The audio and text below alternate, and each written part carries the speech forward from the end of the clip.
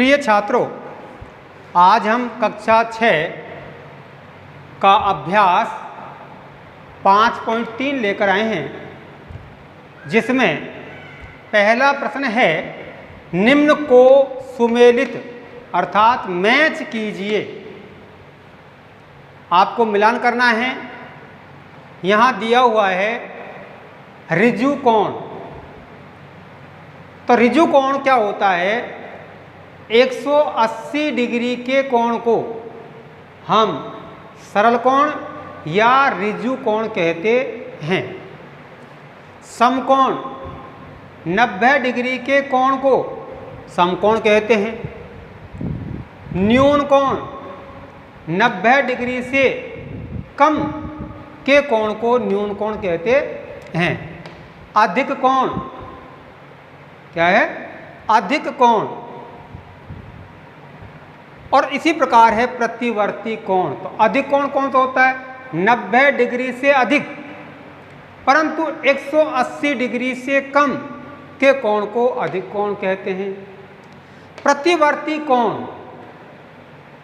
प्रतिवर्ती कोण होता है 180 से अधिक और 360 डिग्री से कम के कोण को हम क्या कहते हैं?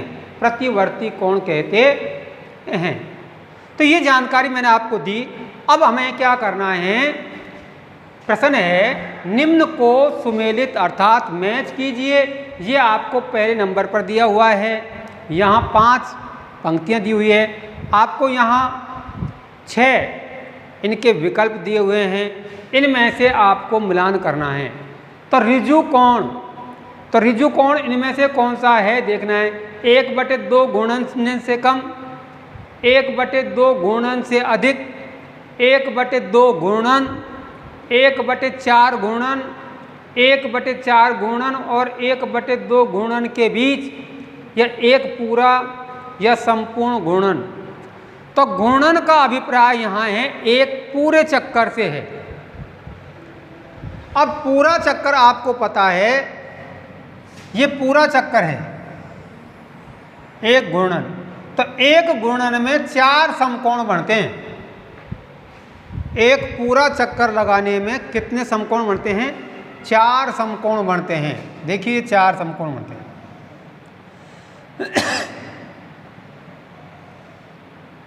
तो ये 1/4, ये भी 1/4, ये भी 1/4, ये भी 1/4।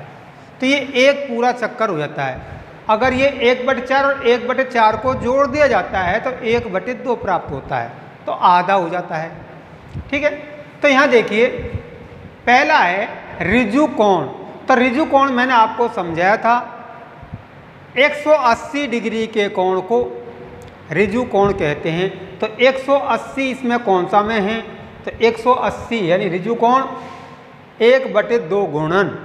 1/2 गुणन का अभिप्राय होता है आधा और आधे का अभिप्राय होता है सीधा। ये पूरा आधा भाग घूम जाएगा तो ये 1/2 गुणन हो जाएगा। ठीक है। तो ऋजु कोण का मिलान करोगे आप सी से, 1/2 गुणन। समकोण, समकोण होता है 90 डिग्री का कोण और 90 डिग्री का कोण को गुणन में लिखते हैं 1/4 गुणन। तो इसमें देख लो 1/4 गुणन। ए में दिया है 1/4 गुणन से कम अर्थात 90 डिग्री से कम है वो न्यून कोण हो जाएगा। और यहाँ बात कर रहा है वो समकोण की। तो समकोण कौन सा होगा? 1/4 गुणन। क्या होगा? 1/4 गुणन। न्यून कोण, न्यून कोण 90 डिग्री से कम तो 1/4 गुणन से कम। तो 1/4 गुणन से कम कौन सा है? ये 1/4 गुणन से कम। अधिक कोण, अधिक कोण होता है 90 डिग्री से अधिक, 180 डिग्री से कम यानी 1/4 गुणन से तो अधिक, 1/4 गुणन से अधिक और 1/2 गुणन से कम। तो इसका अधिक कोण का हो जाएगा ई। 1/2 घूर्णन और 1/4 घूर्णन और 1/2 घूर्णन के बीच में होगा, वो होगा अधिक कोण, अर्थात 90 डिग्री से अधिक परंतु 180 डिग्री से कम। फिर है प्रतिवर्ती कोण। प्रतिवर्ती कोण क्या होता है? प्रतिवर्ती कोण होता है 180 डिग्री से अधिक और 360 डिग्री से कम। तो प्रतिवर्ती कोण होगा 1/2 घूर्णन से अधिक। क्या होगा? 1/2 घूर्णन से अधिक। ये इसका सुमिलित हो जाएगा, मैच हो जाएगा। उत्तर हम इस प्रकार भी लिख सकते हैं। उत्तर पहले में कौन सा आया है? सी। सेकंड में कौन सा आया है? डी। थर्ड के कौन सा आया है? ए।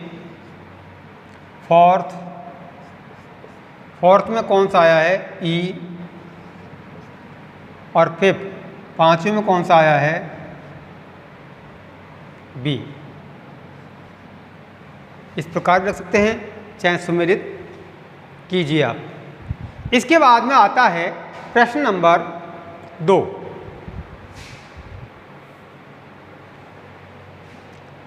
तो देखिए यहाँ है प्रश्न नंबर 2, निम्न में से प्रत्येक कोण को समकोण, ऋजु कोण, न्यून कोण, अधिक कोण या प्रतिवर्ती कोण के रूप में वर्गीकृत कीजिए। अर्थात यहाँ आपको कुछ आकृतियाँ, कोण बनाए गए हैं, कोण दिए गए हैं, उन कोणों को आप निरीक्षण करके, ध्यानपूर्वक देख करके आपको यह पता लगाना होता है कि यह कोण कौन सा है। तो यहाँ देखिए नंबर ए में आपको ये कोण नज़र आ रहा है। ये अधिक कोण है, न्यून कोण है, ऋजु कोण है कि सरल कोण है? कौन सा कोण है? इसको ध्यानपूर्वक देखोगे तो हमें पता चलता है कि ये 90 डिग्री से कम का कोण है। कैसा है? 90 डिग्री से कम का कोण है। तो कौन सा कोण होगा? ये न्यून कोण होगा। क्या होगा? न्यून कोण। तो इसके नीचे लिख दें आप, चाहे नंबर ए न्यून कोण, यहाँ लिख सकते हैं ए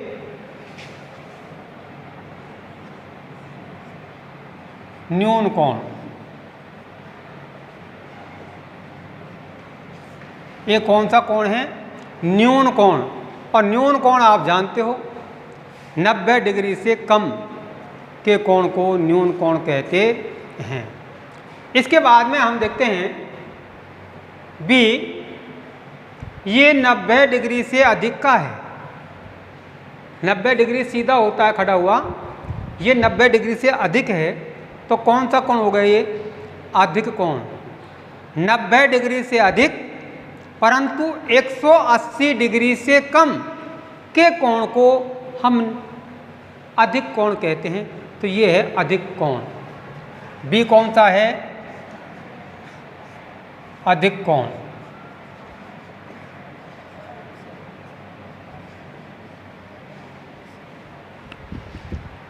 आगे चलते हैं तो यहाँ देखिए एक किरण है, 2 रेखा, उसको एक किरण काट रही है। ये निशान समकोण का कैसा बना हुआ है? समकोण का निशान है ये, 90 डिग्री का। तो इस एंगल की बात कर रहे हैं हम। तो ये कौन सा कोण है? समकोण। 90 डिग्री के कोण को क्या कहते हैं हम? समकोण कहते हैं। तो सी बराबर होता है समकोण।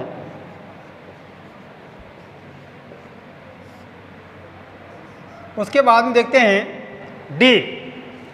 डी कोण आप देख रहे हो, इधर जिधर कोण का निशान लगा हुआ है ये 180 से अधिक का है। कितना है? ये अंदर के नहीं, इसको आपको निशान देखना है, कोण का निशान कहाँ लगा हुआ है ये। तो ये 180 डिग्री से तो अधिक है और 360 डिग्री से कम है, तो यह एक प्रतिवर्ती कोण होगा। क्या होगा? प्रतिवर्ती कोण होगा। डी, प्रतिवर्ती कोण।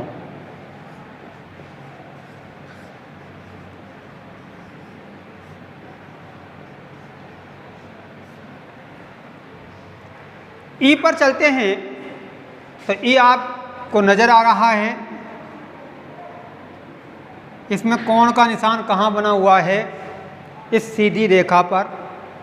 ये सीधी रेखा होती है 180 डिग्री की होती है। कितने की होती है? 180 डिग्री की होती है। 180 डिग्री के कोण को हम सरल कोण भी कहते हैं, ऋजु कोण भी कहते हैं। तो सरल कोण या ऋजु कोण कौन सा होगा? ये सरल कोण या ऋजु कोण। ई, सरल कोण,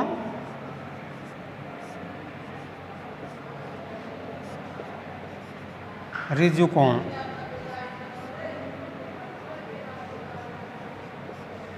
एक ही बात है, चाहे आप सरल कोण लिखें चाहे ऋजु कोण लिखें। ठीक है। इसके बाद में यहाँ हम देखते हैं एफ को। एफ में यहाँ कोण बने हुए हैं, ये कोण और ये कोण। ये दोनों ही कोण 90 डिग्री से कम के हैं। दोनों ही क्या हैं? 90 डिग्री से कम के कोण हैं। तो एफ बराबर क्या होगा? न्यून कोण। एफ बराबर क्या हो जाएगा? न्यून कोण।